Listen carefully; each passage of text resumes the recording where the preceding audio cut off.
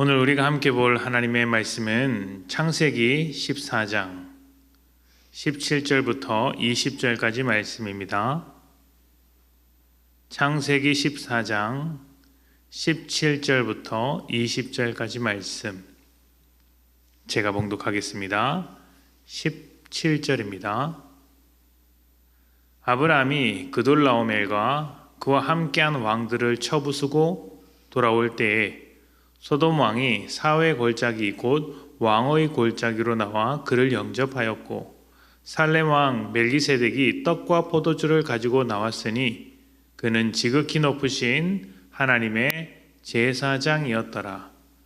그가 아브라함에게 축복하여 이르되 천지의 주제이시오 지극히 높으신 하나님이여 아브라함에게 복을 주옵소서. 너희 대적을 내 손에 붙이신 지극히 높으신 하나님을 찬송할지로다 하며 아브라함이 그 얻은 것에서 10분의 1을 멜기세덱에게 주었더라. 아멘. 사람들이 종교에 대해서 가지고 있는 일반적인 견해는 마음의 평안과 안식을 위해서 갖는 것이다. 또 명상과 수련을 하기 위해서 종교가 필요하다라고 이야기합니다. 그거보다 더 현실적인 이유도 많이 있는데 극복할 수 없는 어려움, 내가 버틸 수 없는 그런 어려움 속에서 도움을 얻기 위해서, 이겨낼 힘을 얻기 위해서 조금 더 초월적인 존재에게 간절히 구하는 것, 이것이 종교라고 이야기하는 사람도 있습니다. 그러다 보니 이 종교성이라는 것, 사람들이 가지고 있는 종교적인 본능은 기도를 통해서 가장 잘 드러나게 됩니다. 자, 그런데 그렇게 간절히 기도하는 것은 무엇을 위해 기도하는 것일까요? 대부분 일이 잘 풀리는 것을 위해서 기도하는 것입니다. 잘 되는 것, 또 내가 지금보다 더 좋아지는 것, 바라고 원하는 그 소망이 이루어지는 것들이죠. 이런 모든 기도는 우리의 삶을 더욱더 나아지도록 하기 위한, 다른 말로 승리하도록 하기 위한 목적을 가지고 있습니다. 그래서 종교의 목적이 삶의 승리, 더 나은 삶을 위한 이 전쟁 같은 세상에서 승리를 원하는 때 종교를 찾는 경우가 많이 있다는 것이죠. 물론 이것은 일반적인 견해입니다. 오늘 말씀은 아브라함을 떠난 롯이 전쟁에 휘말리는 사건에서부터 시작된 이야기입니다. 소돔 왕을 중심으로 한 연합군과 엘람 왕을 중심으로 한 연합군이 전쟁을 벌입니다. 이 전쟁의 초반에는 엘람 왕의 연합군이 우세했습니다.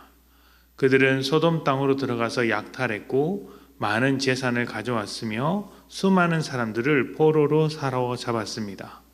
그런데 바로 전 장면에서 아브라함과 함께 살았던 롯이 소돔 땅으로 이주를 한 이야기가 있었습니다. 롯도 그 자리에 살면서 큰 피해를 입었고 포로로 잡혀가게 된 것이죠. 이 세상에는 언제나 분쟁이라는 것이 있습니다. 지금 세상에 일어나고 있는 일만 봐도 분쟁이 끊이지 않고 있죠. 나라마다 이 분쟁의 소식, 갈등의 소식이 계속해서 이어지고 있고 앞으로도 이어질 것입니다. 과거부터 있어 왔지만 최근에 와서 더욱더 심각해지고 있습니다. 이 전쟁의 불씨가, 분쟁의 불씨가 언제 우리나라까지 번져올지 모르겠습니다. 오지 않기를 바라야겠지만 언제나 위기는 우리 주변에 있는 것이죠. 그래서 나라를 위해서 또 세상을 위해서 정말 기도할 때가 아닌가라는 생각이 듭니다. 자, 그런데 이런 분쟁은 나라와 나라 사이에만 있는 것이 아닙니다. 세상 속에서만 있는 것이 아니라 우리 가운데도 있습니다. 나라와 나라뿐만 아니라 개인과 개인의 관계 속에서도 이런 분쟁이 있다는 것이죠. 사람들 사이에서도 있고 또 하나님과 우리의 관계 속에서도 분쟁이 일어납니다. 그렇다면 왜 분쟁이 일어날까요? 이것은 세상의 시스템이 힘을 바탕으로 만들어졌기 때문입니다. 나라와 나라가 싸우는 것도, 개인과 개인이 싸우는 것도 힘을 바탕으로 해서 승리하고자, 내가 유리해지고자, 빼앗기지 않기 위해서 혹은 빼앗기 위해서 싸우는 것이죠. 그런데 하나님과 우리의 관계 속에서도 이런 일들이 벌어집니다. 우리가 하나님과 힘으로 싸운다는 것이 아니라 하나님께서 원하시는 삶의 모습과 우리가 원하는 삶의 모습, 또 하나님께서 원하시는 그 관계와 우리가 만들어가는 관계가 다른 데서 오는 분쟁이라는 것이죠. 이런 다름에서 우리는 하나님과 분쟁을 일으킵니다. 힘과 힘의 대결에서 가장 중요한 것은 이겨야 하는 것이죠. 지면 남는 것이 없습니다. 반드시 승리해야 합니다. 그래서 앞에서 말씀드린 대로 일반적인 관점에서 종교의 목적은, 기도의 목적은 승리하는 것에 두고 있는 것이죠. 그 승리라는 것이 각자의 어떤 기대와 상황에 따라서 다르겠지만 결국 내가 더 나아지는 것, 더 잘 되는 것, 이런 어려움 속에서도 극복되는 것입니다. 승리가 내 믿음의 목적이 될 수 있는 것이죠. 하지만 우리는 달라야 합니다. 믿는 자는 다르게 가야 합니다. 롯이 잡혔다는 소식을 들은 아브라함이 엘람과 소돔과의 전쟁에 참전하게 됩니다. 세력으로 보면 아브라함이 그들보다 더 강할 수는 없습니다. 약하죠. 나라의 연합군과 다니엘 부족으로서의 어떤 세력을 비교하기란 어려울 것입니다. 그럼에도 롯을 구하기 위해 뛰어들었고 결국 승리하게 됩니다. 아마 일반적으로는 이 승리를 두고 참 훌륭한 결말이다, 이야기가 잘 끝났다라고 할 수도 있을 것입니다. 굉장히 어려운 전쟁에 뛰어들어서 자신의 가족, 친척을 구하기까지 했으니 사람들은 아브라함을 칭찬하고 또 그의 믿음을 보고 하나님께서 승리를 주신 것이다 라고 생각할 것입니다. 결론이 어떻게 됩니까? 우리도 승리를 얻기 위해서 아브라함과 같은 믿음을 가져야 한다라는 것이죠. 그런데 사실은 그렇지 않습니다. 하나님께서 승리하신 것, 하나님께서 승리를 주신 것은 맞지만 아브라함의 승리는 아닙니다. 진짜 내용은 바로 다음 장면에서 나옵니다. 아브라함이 전쟁에서 승리한 뒤에 하나님의 제사장인 멜기세덱과 소돔 왕이 각각 아브라함에게 찾아옵니다. 멜기세덱은 이렇게 이야기합니다. 하나님께서 당신에게 전쟁의 승리를 주셨다.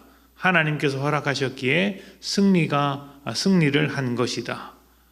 반면 소돔 왕은 아브라함의 승리를 축하하며 네가 승리한 만큼 전리품을 가져가라, 이렇게 이야기를 합니다.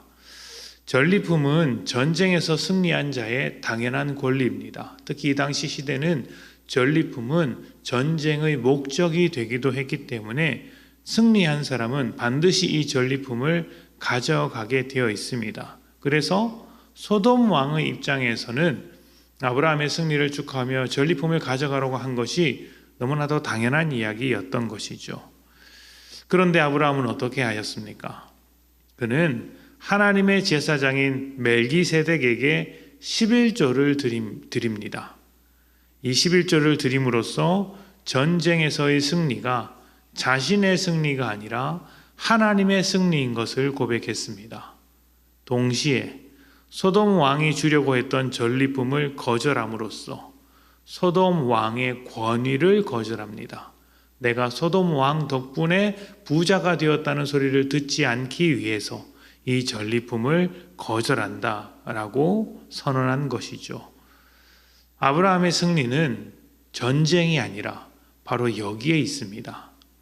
전쟁은 하나님께서 승리하신 것이지만 아브라함의 승리는 하나님의 승리를 하나님께 돌려드린 것, 하나님께 마땅히 가야 할 영광을 하나님께 돌려드린 것, 자신의 업적이 아니라 하나님의 일하심을 인정하고 고백한 것, 이것이 아브라함의 승리인 것이죠. 믿음 생활을 할 때 우리는 승리를 외치고 승리하고 싶어 합니다.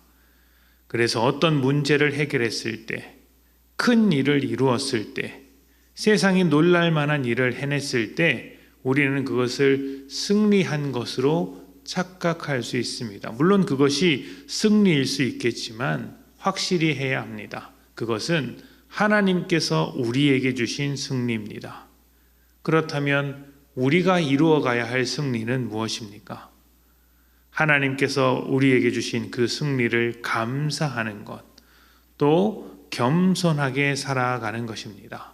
그리고 무엇보다 내 삶에 하나님의 주권과 능력을 인정하며 수많은 유혹 속에서 하나님께 영광을 돌리며 하나님의 뜻을 하나하나 선택하며 살아갈 때 그것이 우리 믿음의 승리라고 할 수 있습니다. 무엇보다 그 선택의 결과가 세상에서는 그렇게 드러나지 않고 때로는 손해가 될지라도 하나님의 뜻을 선택할 수 있다면 그것이야말로 가장 멋진 승리가 되지 않나라는 생각을 해봅니다.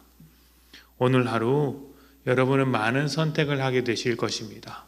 많은 도전을 받게 될 것이고 많은 세상에 인정을 받을 만한 순간들도 찾아올 것입니다. 그때 여러분은 누구를 더 드러내시겠습니까? 하나님의 뜻을 따르겠습니까? 아니면 세상이 인정하는 길로 가겠습니까? 우리 믿음의 승리는 하나님을 인정하는 믿음에서부터 시작한다는 것을 기억하시고 오늘도 승리하는 하루 되시기를 축복합니다. 함께 기도하겠습니다.